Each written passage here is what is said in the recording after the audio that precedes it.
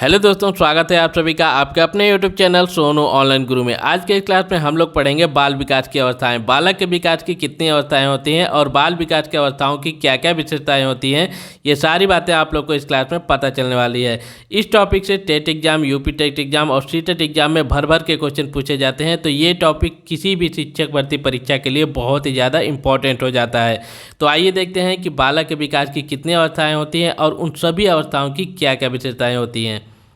पहली अवस्था होती है शैशवावस्था। शैशवावस्था में क्या होता है कि इसमें जन्म से 2 वर्ष तक बच्चों का शारीरिक एवं मानसिक विकास तेजी से होता है। बालक इस अवस्था में पूर्ण रूप से माता पिता पर आश्रित रहता है। इस अवस्था में संवेगात्मक विकास भी होता है तथा इस अवस्था में सीखने की गति तीव्र होती है। जब नवजात शिशु शैशवाकाल की ओर अग्रसर होता है तो उसके अंदर प्यार व स्नेह की आवश्यकता बढ़ने लगती है। दूसरी अवस्था होती है बाल्यावस्था। बाल्यावस्था को 2 भागों में विभाजित किया गया है। पहला अवस्था होता है पूर्व बाल्यकाल अवस्था। ठीक है, तो पूर्व बाल्यकाल में क्या होता है कि 2 से 6 वर्ष के बीच की अवस्था पूर्व बाल्यकाल अवस्था कहलाती है। इस काल में बालकों का बाह्य जगत से जुड़ाव होने लगता है। बच्चों में नकल करने की प्रवृत्ति, अनुकरण एवं दोहराने की प्रवृत्ति पाई जाती है। इस अवस्था में बालकों में जिज्ञासु प्रवृत्ति अधिक होती है। इसी कारण वे अपने अभिभावकों एवं अध्यापकों से भिन्न भिन्न प्रश्न पूछते हैं। मनोवैज्ञानिक दृष्टि से यह काल भाषा सीखने की सर्वोत्तम अवस्था होती है। बाल्यावस्था की दूसरी अवस्था होती है उत्तर बाल्यकाल अवस्था। इस अवस्था में क्या होता है कि 6 से 12 वर्ष के बीच की अवस्था उत्तर बाल्यकाल कहलाती है।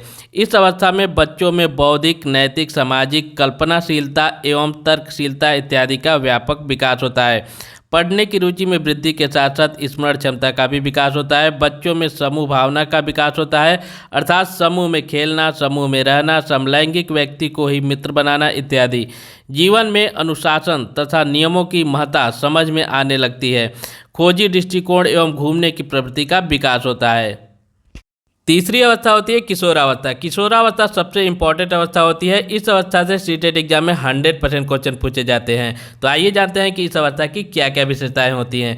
12 से 18 वर्ष के बीच की अवस्था किशोरावस्था कहलाती है। यह अत्यंत जटिल अवस्था है। इसमें व्यक्ति के शारीरिक संरचना में तीव्र परिवर्तन देखने को मिलता है। यह वह समय होता है जिसमें बालक बाल्यावस्था से परिपक्वता की ओर उन्मुख होता है। इस अवस्था में किशोरों की लंबाई एवं भार दोनों में वृद्धि होती है, साथ ही मांसपेशियों में भी वृद्धि होती है। 12 से 14 वर्ष की आयु के बीच लड़कों की अपेक्षा लड़कियों की लंबाई एवं मांसपेशियों में तेजी से वृद्धि होती है एवं 14 से 18 वर्ष की आयु के बीच लड़कियों की अपेक्षा लड़कों की लंबाई एवं मांसपेशियों में तेजी से वृद्धि होती है। इस काल में प्रजनन अंग विकसित होते हैं एवं उनकी काम की मूल प्रवृत्ति जागृत होती है। इस अवस्था में किशोर दुश्चिंता मतलब कि दुविधा में रहता है एवं स्वयं से संबंधित सरोकार मतलब का भाव रखते हैं। मैं कौन हूँ, मैं क्या हूँ, मैं भी कुछ हूँ जैसी प्रबल भावनाओं का विकास इस अवस्था में होने लगता है। इस अवस्था में किशोर किशोरियों की बुद्धि का पूर्ण विकास होता जाता है। उनकी ध्यान केंद्रित करने की क्षमता बढ़ जाती है, स्मरण शक्ति बढ़ जाती है एवं उनमें स्थायित्व आने लगता है। इस अवस्था में मित्र बनाने की प्रवृत्ति तीव्र होती है एवं सामाजिक संबंधों में वृद्धि होती है। इस अवस्था में नशा या अपराध की ओर उन्मुख होने की अधिक संभावना रहती है। किशोरावस्था में शारीरिक बदलावों का प्रभाव किशोर जीवन के सामाजिक और मनोवैज्ञानिक पहलुओं पर पड़ता है। अतः इस अवस्था में उन्हें शिक्षकों, मित्रों एवं अभिभावकों के सही मार्गदर्शन एवं सलाह की आवश्यकता पड़ती है।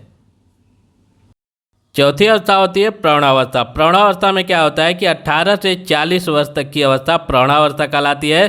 सामान्यतः किशोरावस्था एवं प्रौढ़ावस्था की कोई निश्चित आयु नहीं होती। यह अवस्था मानव विकास में एक निश्चित परिपक्वता ग्रहण करने से प्राप्त होती है। 5वीं अवस्था होती है मध्यावस्था। मध्यावस्था में क्या होता है कि 40 से 60 वर्ष की अवस्था मध्यावस्था कहलाती है। इस अवस्था में तीव्र शारीरिक एवं मानसिक परिवर्तन दृष्टिगोचर होते हैं। व्यक्ति सम्मान, सुख, शांति एवं प्रतिष्ठा से जीवन यापन करने का प्रयास करता है। 6वीं और सबसे लास्ट अवस्था होती है वृद्धावस्था। वृद्धावस्था में क्या होता है कि 60 वर्ष से वृद्धावस्था का प्रारंभ होता है। यह मानव विकास की अंतिम अवस्था होती है। इस अवस्था को ह्रास की अवस्था भी कहा जाता है। इस अवस्था में शारीरिक एवं मानसिक शक्तियाँ दुर्बल होने लगती हैं तथा स्मरण शक्ति कमजोर होती हैं। इस अवस्था के अंतर्गत शारीरिक क्षमता कमजोर हो जाती है। सामाजिक, आध्यात्मिक, धार्मिक तथा सांस्कृतिक क्रियाकलापों के प्रति रुझान बढ़ने लगता है। तो दोस्तों, आपको ये हमारी छोटी सी क्लास कैसी लगी कमेंट बॉक्स में में जरूर बताइएगा। वीडियो अच्छी लगी तो वीडियो को लाइक कीजिएगा, शेयर कीजिएगा और चैनल पर नए हैं तो चैनल को सब्सक्राइब कर लीजिएगा। साथ ही साथ आप लोग बेल आइकॉन भी प्रेस कर लीजिएगा, जिससे हमारे चैनल पर आने वाले सारे इंपॉर्टेंट वीडियोज आप लोग आसानी से देख सकें। तो मिलते हैं नेक्स्ट क्लास में कुछ अच्छी जानकारी के साथ। तब तक के लिए bye bye. Thanks for watching.